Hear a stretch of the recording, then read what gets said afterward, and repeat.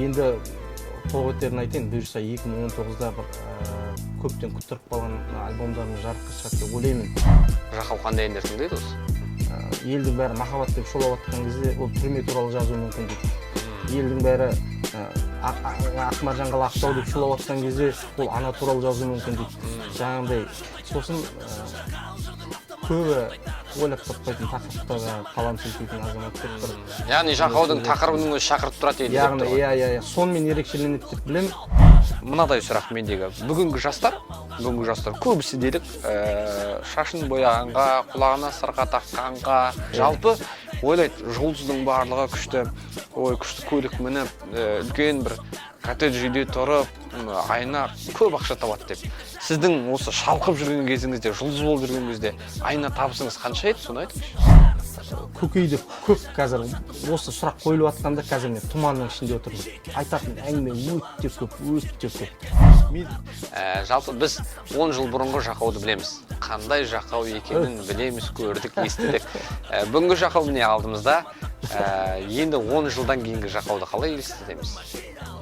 Адам имандылықтан алыстаған сайын құзға бара жатырмыз. Шынын айту керек, құзға бара жатырмыз. Жұртқа жазам жұрт пышақ жетер, жеткілікті жиғаным жұрттың жадында Жақаудың жамағады жыртады және жақында жарқыраса жанарыңа жалюзиді желеп жүр. Жыр жақан жарықтанғанша Жақауды жібер жерек Жақауға жарасады. Ассалаумағалейкум, ардақты Алаш жұрты, эфирде сәті түскен сұхбат.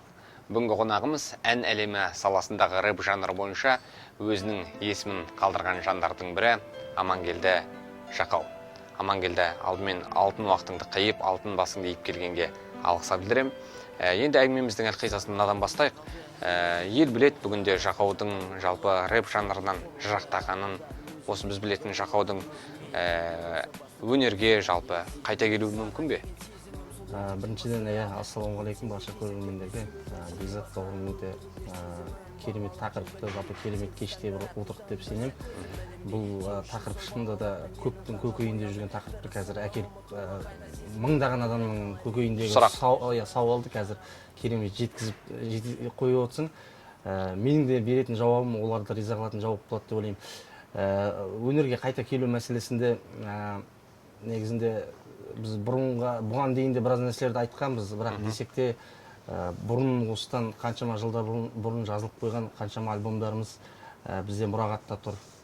Сосын мен өз басым мынандай бір ойға келген, енді осымен қазақ рэпінің әлемінің есігін жабамын да, басқа бір саланы меңгерсем деп, онымен халықтың, шынайы тыңдармандардың ықыласын сенсеңіз енді күніне көрем. Ысырып тастай алмадың? Ысырып тастай алмадым. Араға 2 жыл салдық, 3 жыл, 4 жыл салдық. Бірақ халық кәдімгі жібергісі келмейді. Яғни тыңдармандарым ғой. Жібергісі келмейді. Осы сауалды күнде қояды. Одан қалса жаңағы бір идеямен өмір сүретінде айналамда, қоғамда адамдар бар ғой. Солар келеді, жәке, онандай бір бүйтсек қалай болады, ондай бір идея бар еді, осындай нәрсе бар еді деп. Енді толық өтерін айтайын, бұйырса 2019-да бір көптен күттіріп қалған альбомдарымыз жарыққа шығады деп ойлаймын. Өзің білетіндей, біз осыдан бір санаулы жыл бұрын осы бір әңгімені қозғағанбыз, хоррор альбом жайында. Енді хоррор альбом жайына келетін болсақ, оның альбомның атауы жалпы оларда бізде болған деген атаумен шығатын альбом болу керек еді. Шыққалы жатқан альбом, яғни? Яғни тұрған альбом, бірақ ол шықпай тұрған себебін айта кетейін. Қазір уақыттың өтуімен, жылдар өтуімен жастар Хэллоуин деген үлкен бір азғындықтың бастауында тұрған мерекені тойлайды ғой. Ал енді хоррор альбом, оларда бізде болған деген альбом, ол кішкене мистикалық тақырыптар, бұрын соңды адамның құлағы естімеген, немесе тек менің аузымнан емес, күллі қазақ рэпінде ондай тақырыптарда ешкім әлі қалам сілтеп жазбаған. Оның тақырыптары өте ауыр. Былай айтсаңыз, әңгіме бір кезде қабір туралы айтылып жатса, бір кезде жаңағы мәйітхана туралы айтылып жатады, бір кезде жаңағы жолда болып жатқан апат суреттеліп жатады. Оның былай айтқанда, яғни діни сипат? Жоқ, діни емес. Ажал деген нәрсені, ажалды дәлме-дәл солай суреттеу. Адамдар негізінде ажал туралы айтқанда көбі естігісі келмейді ғой, қашқақтайды мысалы. Бірақ ана жерде сол кәдімгі батырып айтылады. Жалпы осы сізден көп естиміз ғой, осы о дүниені көп айтасыз. Неге? Мен ойлаймын, ерте емес пе о дүниені көбірек айтуға? Жалпы айтады ғой, о дүние деп бұл дүниені ұмытып кетпең. Дұрыс. Осы дүние деп ақыретті ұмытып кетпең деген секілді. Енді негізінде былай ғой мәселе, Бекзатжан, анау Пайғамбар саллаллаху алейхи өзінің бір сөзінде айтады ғой. Сендер менің не білетінімді білсеңдер, аз күліп, көбірек жылар едіңдер дейді. Осы хадис көп жерде маған ой салады. Яғни адамдар ақыреттің жағдайынан көрі осы бір күндік өмірмен өмір сүріп жатыр, өкінішке орай. Бүгін ішсем, жесем, кисем болды. Ары қарай ақыретке ешқандай, жаңада жолда бір хатты оқып келе жатырмын. Өзінен бір кісілер өкпелеп жазып жатыр екен ВКонтактеде. Біз атеистпіз, бізді неге кемітесіңдер, адам өлгеннен кейін топырақ болып кетеді ғой деген сияқты. Міне көрдіңіз бе? Біз ақыретті насихаттауды тоқтатумен атеистердің саны көбейіп жатыр. Ақырет күніне иман келтірмей жатыр адамдар. Әрине осы күнмен де өмір сүреміз. Оның деген кейде ол сіздің бұны тілге тиек етіп айтып отқан себебіңізде кейде бір батырыңқырап айтып жібереді, сондай бір сәттер болады өзі. Батырыңқырап, кейде бір аптаның ішінде 2-3 рет қайталанады. Себебі ол тектен-тек келмейді ғой. Адамдармен араласасың, қоғамдық орталарда боласың. Жағдайға байланысты. Адамдар жағдайын көріп, сосын өзімше бір баға беріп, сондай тақырыптарда қозғауды кейде жөн санаймын. Адам имандылықтан алыстаған сайын құзға бара жатырмыз. Шынын айту керек, құзға бара жатырмыз. Анау Мұхтар ағамыздың сөзі бар ғой, цивилизациясын аламыз деп, канализациясына түсіп кетпейік деп. Біз түсіп кетпейік емес, біз түсіп кеттік канализациясына, өкінішке орай. Канализациясына түсіп былғанғаннан кейін кешегі төсін ашқан жаңағы не десең оды, мен өзімнің дегенімді істеймін, не сонда мені көре қалдың ба деген қазір сондай жас ұғым жастардың арасында жаңағы ұяты өлген, ұялатындарды ұятымен деп бір сондай бір аттар қойып кемітетін, жаңағы иманы мен ұяты барларды екінші сорттағы, үшінші сорттағы адамдардың қатарына қосатын сондай бір көш бастаған қазір жастар, топтар пайда болып жатыр, өкінішке орай. Қарным ашиды. Сондықтан да өзің сияқты көкірегінде көзі бар, елдің амандығын, есендігін, жастардың, жалпы қоғамның туралығын қалайтын азаматтар сіз-біз болып жан-жақтан бой көтеріп, барып қасына айтпасаң да, сол инстаграмыңды күнде оқып отыр сол адамдар. Менің де сол қайта жаза беретінім, орамал деп жазатыным, анауың дұрыс, мынауың бұрыс емес деп, кейде тісімді қатты батырып жазам. Себебі жұмсақтыққа өліп кеткен. Әбден үйреніп алған, әсерленбейді жұмсақтықтан. Сол үшін кейде өзіміздің жаңағы жергілікті менталитет бар ғой, біздің кейбір осы сөзіміздің өзін, осы қарым-қатынасымыздың өзін кейбір сырттағы тыңдармандар екеуі бір дөрекі сөйлеседі екен деген ойға келіп қалуы мүмкін. Бізден бөлекте қазір мынау көшеге шықсаңыз, қабылдай алмайды кейбір адамдар. Соны айтпағым, кейде бір тісім қатты батып кетіп жатады. Кейде ескертеді, жәке мына жерде қатты айтып жатсың. Сосын жайлап жұмсартып қоямын. Кейде кетіріп те тастаймын, жақсы деп. Жоғарыдағы тақырыпқа, сұрақтарға қайта оралайық. Жалпы айттық қой, Амангелдінің осы өнерге қайта оралу мүмкін деп қалдыңыз. Бұйырса күтеміз, енді менімен бірге бірнеше тыңдарман, көрермендер күтеді. Ол сөзсіз.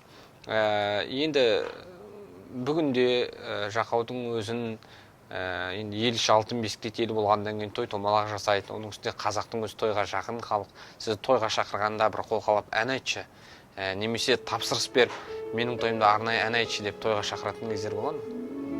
Күмәнсіз болады. Бір уақыттарда алдыңғы жылдар болу керек. Адал тойдың асабасы болып қызмет еткенмін. Енді өзіңіз де бір шетін білесіз. Енді қолқалау деген оның заңдылық. Мысалы, нақты енді уақытын белгілеп айтпаймын да, бірақ 2 айда, 1 айда сондай бір оқиғалар болады. Жәке, мен осындай тыңдарманыңыз едім, біз жолыққан жоқпыз, енді мен де кішкене ыңғайсызданып отырмын. Айтуға, сол осындай Ақтауға немесе Атырауға жолыңызды көтеріп келейін, қаласаңыз тойымызды басқарыңыз, қаламасаңыз келіп, жай ғана қарапайым қонақ болып, сол анау айтылмаған сол сезім, ол сені сүймейді сияқты ескі әндерді орындап берсеңіз, менің бір кәдімгі абыройым көтеріліп, сол тойда мерейім үстем болар еді. Мерейім үстем болар еді деген әңгімені көп жерде естіп жатырмын. Жақсы. Бүгінде көп еститін әңгіменің бірі осы Жақау рэпін тоқтатқалы беріп, осы қазақ рэпінде жақсы бір тыңдайтын бір құлақтың құршын қандырып айтатын кісі жоқ, не әнші жоқ. Енді әнші деп көпке топырақ шашпаймын, жалпы сіздің жанрыңыздағы маман иесі жоқ деп айтады. Сол себепті де орысша әндер тыңдап, орысша рэптер тыңдап кетеді, ағылшынша тыңдап кетіп жатыр қазіргі жастар. Соларды аяймын мен. Сіз өзіңіз соларды ойлайсыз ба жалпы? Бұл негізінде асыра сілтеушілік емес, шынында да бір осы қазақ рэпінде тұрақты тыңдарман болған жігіттер мен қыздардың аузынан шығып жүрген сөз. Енді мысалы қазір ДМХ деген ағаларымыз топ болды, сондай білесіздер өздеріңіз. Біз қазақпыз. Иә, біз қазақпыз деп кәдімгі күллі қазақ еліне ұранdatқан бір сондай тентек мінезді әндер болған. Мысалы қазір соны жас ұрпаққа тыңдатсаң, тыңдамайды оны. Қабылдай алмайды. Қабылдай алмайды. Бұл баяғы ескі сол шалдардан қалған нәрсе ғой дейді. Бірақ мен өзім әлі күнге дейін сол жігіттер өнерден кетсе де құрмет тұтам. Себебі сол әндермен менің шабытыңыз ашты. Мектеп кезім өтті, студент кезім өтті, қаншама әндеріме арқау болды, қаншама әндердің жаңағы шабыт шақырт деген сияқты ғой. Сол себепті де мен ойлаймын осы Жақауға қатысты жаңағы айтылып жатқан сөздерге қатысты айтатыным, Жақаудың өзіндік бір айтатын әңгімесі бар. Кейде анау осы Ақтауда бір ініміз бар, соның бір суреттеп бергені бар, сонда былай деп суреттейді. Ол Жақау деген өзі ағып атқан өзенге кері ағатын азамат дейді да. Елдің бәрі махаббат деп шулап атқан кезде ол түрме туралы жазуы мүмкін дейді. Елдің бәрі Ақмаржан қала Ақтау деп шулап атқан кезде ол ана туралы жазуы мүмкін дейді. Жаңағындай сосын көбі ойлап таппайтын тақырыптарға қалам сілтейтін азамат деп бір. Яғни Жақаудың тақырыбының өзі шақырып тұрады елді деп тұр. Иә, сонымен ерекшеленеді деп білем. Мен өзімде осы мәселеге қатысты Жақаудың өзге рэп орындаушылардан айырмашылығы неде дегенде, сауалнама жүргізгенде көп жерде осы нәрсеге жолығамыз, яғни осы бір сөзге. Енді алдағы уақытта Жақаудың әртүрлі тақырыптарынан да тың туындыларды күтеміз бұйырса. Солай ғой. Ана туралы да бар ішінде, отан, ата мекен барлығы бар. Бар, оған енді жазып қойған. Жақау, мынадай сұрақ мендегі. Бүгінгі жастар көбісі делік шашын бояғанға, құлағына сырға таққанға, енді білмеймін жұлдыздарды кім қалай елестететін, жалпы ойлайды жұлдыздың барлығы күшті көлік мініп, үлкен бір коттедж үйде тұрып, айына көп ақша табады деп. Сіздің осы шалқып жүрген кезіңізде, жұлдыз болып жүрген кезде айына табысыңыз қанша еді, соны айтыңызшы.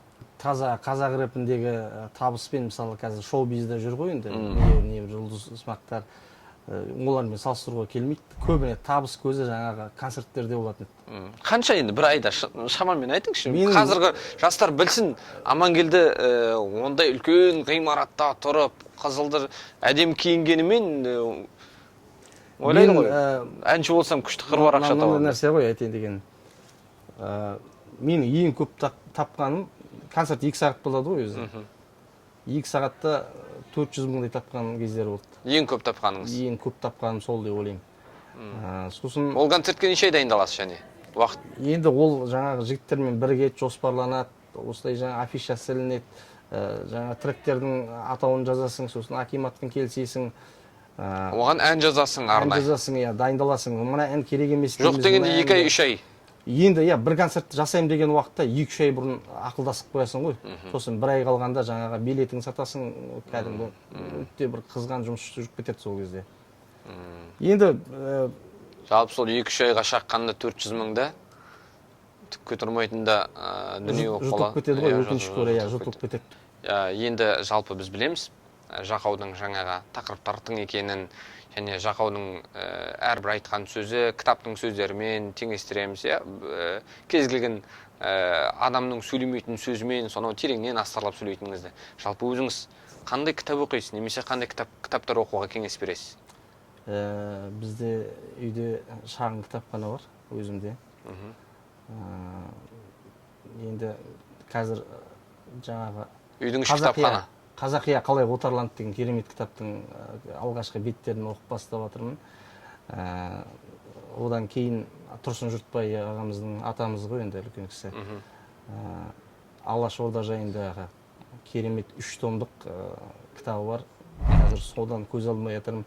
Одан қалса жаңағы Алаш Орданың 100 жылдығына арналып керемет жаңағы фото мұрағаттар дейді ғой. Иә. Мынау интернет желісінде жоқ керемет мұрағаттарды жинап әдемі кітап шығарған. Сол кітапқа қол жеткіздім. Қазір осы соңғы жылдарда шынын айту керек, Алашорда тақырыбына көбірек, Жалпы тарихи кітаптарға көбірек. тарихи кітаптарға, иә.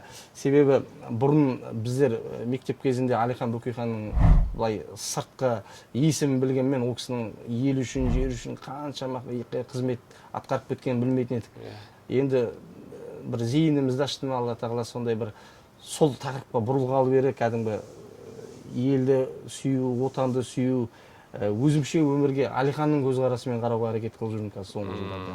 Яғни сол кітаптарды оқуға. Яғни Алашорда тақырыбында өте көп. Сосын өзіміздің Сабыр Адайдың ағамыздың өте серттесу деген керемет кітабы бар.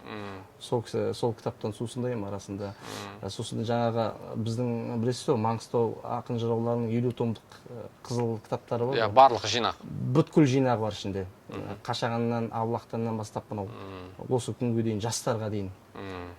Сол кітаптарды бір шұқып оқимын арасында, себебі ол кітаптардың іші біздің Маңғыстаудың бүткіл маржаны, тарихы, өткені мен кеткені бәрі жазылған. Сол жерден де батырлар жайында қазір көп оқып жүрмін сол кітаптардың арасында. Қазақ тарихынан Көшпенділер кіреді. Ілияс Есенберлин. Ілияс Есенберлин Көшпенділер кітабын бір бауырымыз алдыңғы жылы сыйлыққа тартқан. Өте енді қалың кітап қой енді. Сосын оны бірден отырып жаңағы біреулер сияқты жаңағы бір айда оқып шықтым деген болмайды ғой. Енді оны әр нәрсенің өзінің уақыты бар. Кітап оқудан да басқа да тірліктер бар. Сол ара-ара бір көз жүгіртіп қоямын сол тақырыптарға.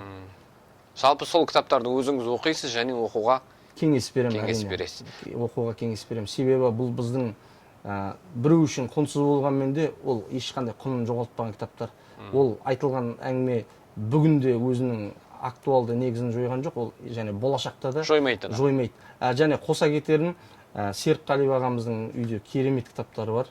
Енді Серікқалиев ағамыз рухани жыр жолдарының несі ғой, көшін бастаған ағамыз ғой.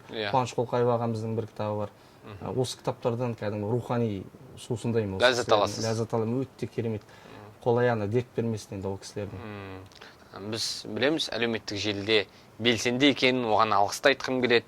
Өте жақсы белсендісіз. Қоғамға әртүрлі мәселелерге әлеуметтік, діни, тіпті саясат та бар, барлығы да бар. Қоғамда жақсы екеніңізді білеміз. Осы әлеуметтік желіде белсенділігіңізді жұрт Жақау әлі өлген жоқ, тірі, жазып жатыр бірдеңелер деп айту үшін шығарасыз ба, жоқ әлде өзіңіздің сол ұстанымыңыз ба, қажет деп білесіз бе елге? Енді кезінде ойымдағы нәрсені мысалы рэп арқылы жеткізсем, сондай уақыттар болды ғой енді. Мына тақырып жазу керекпін, мына халыққа мынаны айту керекпін деп кезінде солай жұмыстандық. Енді қазір сол жаңағы хип-хоптың шабытын Инстаграмның шабыты алып кетті ма деп ойлаймын, тартып алды ма деп. Кезінде жаңағы бір күн рэпсіз өмір сүрмеген жылдар өтті ғой енді, осы жерде студент болдық осы қалада Ақтау қаласында. 5 жылдың ішінде бірде-бір рэп деген нәрсе назарымнан тыс қалып көрген емес. Енді осы уақыттың өтуімен қазір сол рэпке айтатын тақырыптарымды қазір бір күн Инстаграмға кірмей кеткен өмірім жоқ дейсіз ғой. Енді сондай болып кетті. Мынау қазір алақаныңа қарай қалай қарасаң, мына жерде Инстаграм тұрады, мына жерде жаңа ВКонтакте тұрады деген сияқты ғой. Сол үшін мен кезінде жаңағы әңгіме рэпке айтайын деген нәрсемді қазір Инстаграмға салып айтып жүрмін. Оның үстіне деген қазір жылдар өтуімен бұрын көз көріп құлақ естімеген біздің қазақ қоғамына өте жат болған, немесе тың болған, немесе бұрын естіп білмеген түрлі тақырыптар қазір адамдарды мысалы басынан өткізіп жатыр. Солардың енді білімім жеткенше ақ-қарасын ажыратып беруге насихат жасап кейде салатыным бар. Тыйым салынғандар жалаңаштанып жатыр, шешініп жатыр. Масқара енді ол деген саңырау құлақ сияқты. Осы енді Инстаграм болсын, жалпы YouTube болсын, басқа болсын, әлеуметтік желі кіші бір сөзбен айтқанда, бүгінде осы әлеуметтік желіде блогерлер көп, вайнерлер көп. Жалпы осыларға көзқарасыңыз қалай өзіңіздің? Енді мына жерде блогер мен вайнерді екеуін алатын болсақ, маған құрметі басым блогер болады. Себебі блогерлер көбіне елдің мәселесін, халыққа керек болған нәрсені насихаттайды. Вайн деген бір жеңіл, ойын күлкі, бір арзан атақтың жолында. Жалпы блогердің көптігі сізді бір жиіркендірмей ме? Блогердің көптігі болғанда енді жаңағы 100-ден жүйрік 10-нан озып шабатын, кәдімгі былай айтқанда қазақ блогерлік қалай десе болады, блогерлік өнер деп айтсақ болады шығар. Осының қаймағы болып жүрген санаулы адамдар бар ғой, енді бәрі блогер болудың өзі де үлкен білімді, уақытты талап етеді ғой. Енді жалпы бір сөзбен айтқанда көзқарасыңыз түзу блогерлерге деген. Блогерлерге құрметім жақсы. Енді вайнерлер ол енді. Ол енді вайнерлер дейсіз. Вайнерлер. Жалпы біз 10 жыл бұрынғы Жақауды білеміз. Қандай Жақау екенін білеміз, көрдік, естідік. Бүгінгі Жақау міне алдымызда. Енді 10 жылдан кейінгі Жақауды қалай елестетеміз? 10 жылдағы, енді сол 10 жылдықта жолығуды нәсіп қылсын біріншіден Алла тағала. Енді ол 10 жылдықтағы ол кезде Жақау болмайтын шығар, ол кезде Амангелді болатын шығар өзі. 40-та қамал бұзам деп тұрған бір сондай ел ағасы болса болады, болмаса сол ел ағасына ерген азаматтардың бірі болатын шығар деп ойлаймын енді. Ол кезде де осы елге қызметіңізді үзбейсіз? Шынында да мынандай нәрсе жаңағыда айттық қой, бірінші рэппен насихаттадық, одан кейін инстаграммен насихаттадық. Енді одан кейін де тағы бір жаңа толқындар келетін болса, сол ел қатарлы сол толқынның үстіне мініп ағыспен жүзетін шығармыз деп ойлаймын енді. Болашақ болжап білмейміз. Қайткен күнде де елге қызмет етеміз. Елге қызмет ету, ол міндетті түрде деп ойлаймын. Иншалла бір шабытымыз сынып, сағымыз сынып кетпесе, шабыт қайтпаса елге қызмет етеміз ғой. Көбінің көкейінде жүрген сұрақтардың бірі деп ойлаймын. Жақау қандай әндер тыңдайды осы? Жақау қандай әндерді тыңдайды дегенде, ұзақ ойландыңыз. Мен бір нәрсені айта кетейін. Ән дегенде мен ондай бір отырып жаңағы тойдың ән дейміз ба, қазір анау билейтін ән деп түрлі жанрлар бар ғой. Оларға ешқандай құлақ асқан емеспін. Мен одан ләззатты ала алмаймын, онымен уақытымды өткізе алмаймын. Бірақ маған ұнайтын екі ән бар осы қазақ елінде. Мен сол екі әнді тыңдаудан жалықпаймын. Және сол әннен қуат аламын. Бірі Әсет Есжанның Дүр қамшы деген әні.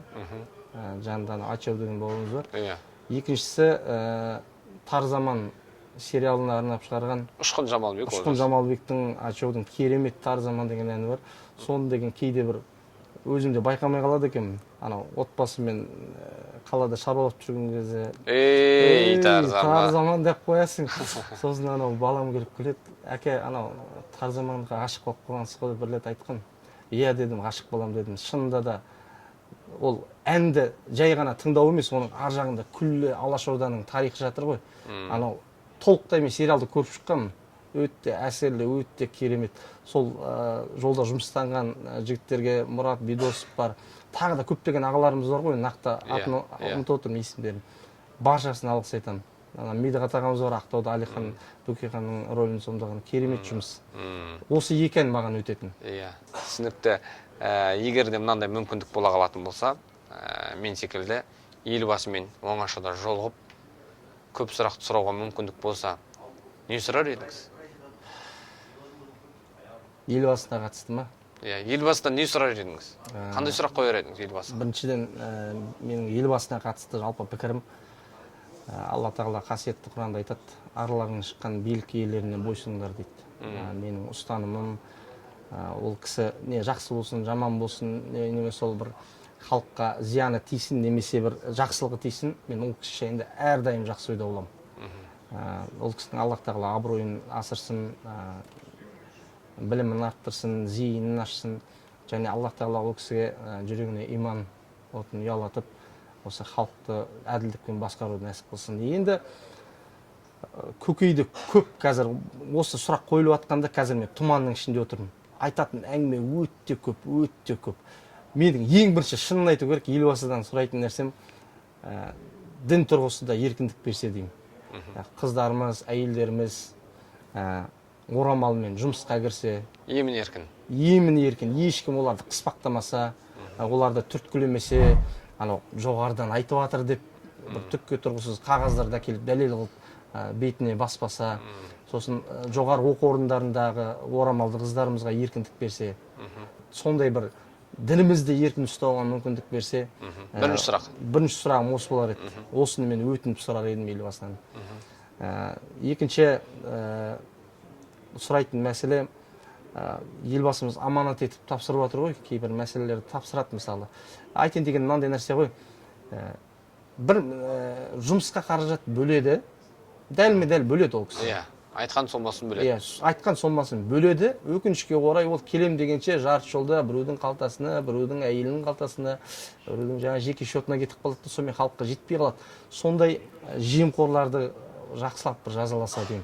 Орта жолда ақысын жеген. Жоқ, ол кісі қайдан жазалайды? Егер ол білмейді ғой, ол сұрағада ақшасын бөлді. Жұмыс істеліп жатыр ма деп қараса, жұмыс істелген. Иә. Бірақ бұлай сыртқы пішін істелген. Сыртқы пішін.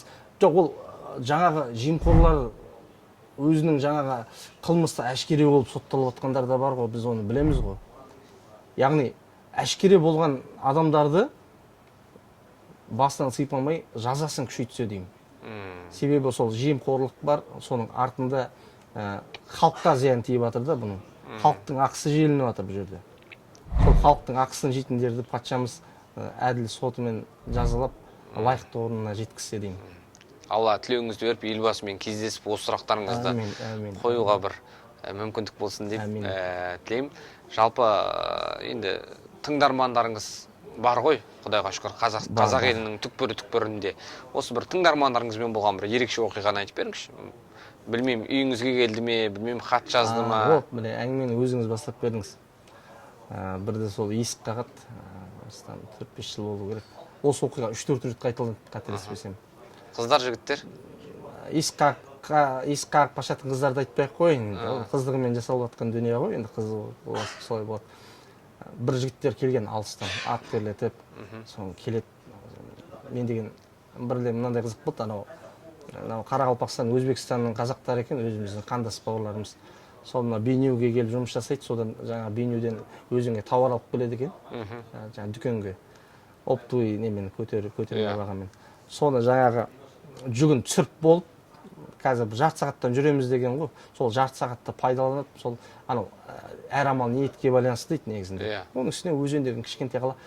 Мені өте бір жақсы танитын адамға тап болып, жаңа тыңдарман өзі жарты сағаттың ішінде келіп, осы қалада мен тыңдайтын бір Жақау деген жігіт бар еді. Мен соны қайдан табамын? Сөйтсе, ана жігіт менің танысым екен. Үйіме кәдімгі ана бала ұқсатып ертіп алып келді ғой. Баланың көзінде отын көрдім, саған деген сағынышын көрдім, саған деген бауырмашылығын көрдім. Енді бір уақытыңды бөлдет, сонымен жаңа жігітпен біраз қауқылдастық енді. Енді уақыттың тығыздығы демесең, қоятын сұрағым да, түсетін сөретім де енді риза қылып арқасынан қағып жібердім. Бір кесе шайын бердім ба, бермедім бе, оны да ұмытып қалдым. Сондай оқиғалар өте жиі болады. Кешегінің өзінде бір Алматыдан және Талдықорғаннан келген осы Ақтауға келген жігіттер бизнестің көзін тауып, жақсы бір керемет бизнесті бастап жатыр екен жігіттер. Алла береке берсін ісіне. Өзенге келген екен, сол ортақ таныстары арқылы маған телефон жаңа қоңырау шалып, шақырып, сол бір кездескенбіз. Яғни бұл орындаушы мен оның тыңдаушысының арасында, яғни менімен менің тыңдармандарымның арасында әрдайым осындай бір қызық оқиғалар болып тұрады. Олар Алматыдан келсе де іздейді, Астанадан келсе де іздейді. Кейде мен өзім бір басқа үлкен қалаларға барып қалсам, Инстаграм жақсы ғой, бәрі қарап отырады, жазам. Осындай жерде жаңа KFC-ге барам. Соның бір жаңа дәлелі осы жылдың басында Астана қаласында 5-6 жігіт болып жиналғанбыз сондай. Тыңдармандармен жолыққанмын, ешбірін бұрын көрмегенмін. Сол өзім шошайып отырдым KFC-ге, соның бәрі танығандар келіп сол жерде. Сол жаңа Хан Шатыр ма еді Астанада. Соны біз жауып шықтық ғой сол жерден. Сондай қызықты сәттер көп. Енді сіз рэптен жалпы алыстағалы, жырақтағалы дейікші. Енді алыстай алмайсыз ғой бәрібірде. Ұмытуға тырыстыңыз, сөздің шыны ғой. Ұмытуға тырыстыңыз. Осы жылдар арасында бір емес бірнеше жылдар өтті. 3 пе, 4 пе, жоқ әлде одан да көп пе? Осы жылдар аралығында немен айналыстыңыз? Жаңағы рэптен сәл алыстағаннан кейін осы жұмыс, осы қоғамдық жұмыс. Ләззат алдыңыз ба? Кәдімгі бөліп алып кетті, былай айтқанда бір басқа арнаға. Солай ма? Енді ләззат албасқа шара жоқ, себебі өте керемет адамдармен жұмыс жасаймын мен. Түсінікті. Енді жарайды, ол жаққа барыспайық сіздің жұмысшаңызға, жұмыстастарыңызға, сіздің жеке өміріңізге тоқталайықшы. Өміріңізде 4 балаңыз бар, қателеспесем, әлде көбейді ме? көбейді Аллаға шүкір. Көбейді ма? Бәрекелді. Бесеу 5 баланың әкесі. Жасыңыз нешеде қазір? 32-де деп жатыр ғой. Құдай береке берсін. Ойпырма, 40-қа дейін бір Сіздерге де жұғысты онға дейін жеткізіп қалатын шығарсыз. Әумин. Енді қандай бала тәрбиесіне қаншалықты уақытыңызды көп бөлесіз? Қалай тәрбиелейсіз балдарыңызды? Енді үлкен, менде 4 қыз бір бала ғой. Үлкені ер бала. Нұргелді деген жігіт. Өте керемет жігіт, спортшы жігіт. Одан кейін қыздар? Одан кейін Фатима, Айша, Әсия, сосын кішкентай қызымыз Сафия. Сафия деген қызымыз бар. Енді Нұргелдіге келсек, Нұргелді бізде Жаңаөзенде Асылбек Измағамбетов деген ағамыз бастаған Жаңаөзен ММА аралас жекпе-жек спорт клубы бар. Сол спорт клубының атынан осы 2 жылдай болып қалды. 3 жылға бара жатыр. Жекпе-жектерге шығады. Төбелеседі. Яғни 8 бұрыштың ішінде шығады. Анау панкратион, грэпплинг дейтін спорт түрлері бар ғой, түрлі-түрлі. Басқа да Нешеде жасы? Спорт саласындағы басқа да спортшылармен кездеседі. Аралас жекпе-жек қой. Жасы нешеде? Жасы 11-де. Аямайсыз ба? Кішкентай баланы төбелестіріп қойғанға? Ол өзі соны талап ететін бала екен. Себебі ол спортқа барудың да себебін айтайын. Тумасынан өте жұмсақ болды ол. Себебі қыздардың арасында өскеннен кейін оның мінезінің жұмсақтығын байқадым. Өте енді мен шынында да уайым келді маған. Ертең қарындастарына адам жолатпайды ғой. Ертең өсіп кетсе, жоқ, осы бір жұмсақтықпен, анау қыз бір кейбір қылықтарының өзі бір сондай қызық қылықтар болды. Сонымен анасына түртем, мына бала жұмсақтау емес па деп. Ертең ана қыздың абыройына тұрып беретін, қарындастарын қорғайтын, кішкене білекті де жүректі аға керек қой деп сол спортқа алып барған. Оның енді кішкентай деп не қылмаймыз, себебі біздің өзіміз бала күнімізде 8 жылымызды еркін күреске бергенбіз. Спорттан ешқандай жамандық көрген жоқпыз. Ол сол жүргенде аралас жекпе-жекті де меңгеріп жатыр. Мына жағында еркін күресті былай жеке тағы меңгеріп жатыр. Балаға мен айтқанмын, немесе мына жекпе-жекті таңда, немесе басқа бір нәрсені таңда, мен соған алып барайын. Жоқ дейді.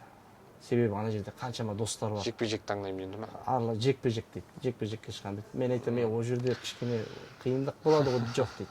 Жарайды, Амангелді, көп уақытыңызды бөліп, сүбелі сөзбен асантай ойын пікіріңізді бөліскеніңізге алғыс білдірем. Тыңдарман көрермендерге айтар сөзіңіз болса кезек өзіңізде. Елге тілек көп қой. Әр дұғамызда, әр намазымыздан кейін осы елдің амандығын, тұтастығын тілейміз біріншіден. Жастардың артына еретін тағы да жастар бар. Таудың да ар жағында тау бар ғой. Сосын осы ел ағаларды торалықта болса деймін да. Себебі біз ел ағаларына осы қазір қоғамда, елдің ортасында сөйлеп жүрген қаншама жақсы ағаларымыз бар. Солардан мысал аламыз. Жастарымыз, имамдарымызға құлақ түрсе дейміз.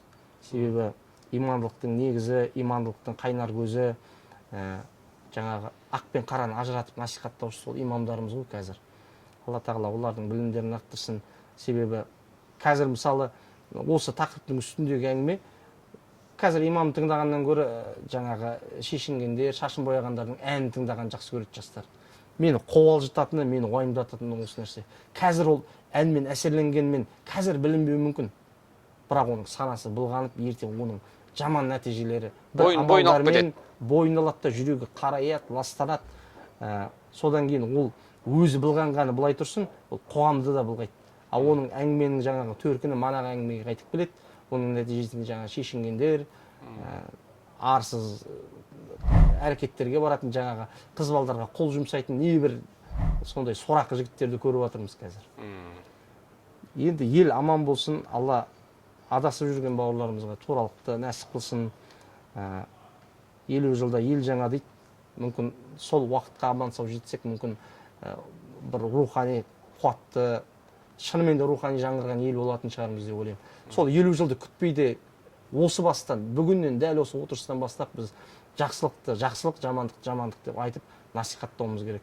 Ол үшін әркім өзінен бастау керек. Ендеше қадірлі көрермен, әрбір жақсылық бұл өзіміздің жүрегімізде екенін ұмытпайық. Келесі кездескенше есен сау болыңыздар. Жақаудың жыр жолдары шот айтады шынды Жақау жұлдыздай жоғары шот айтады шынды Жақау жырдың автоматы шот айтады шынды Жақаудың жырды жамағаты шындағаннан да шынды Жақаудың жаңадан жарқырап жұлдызы жанды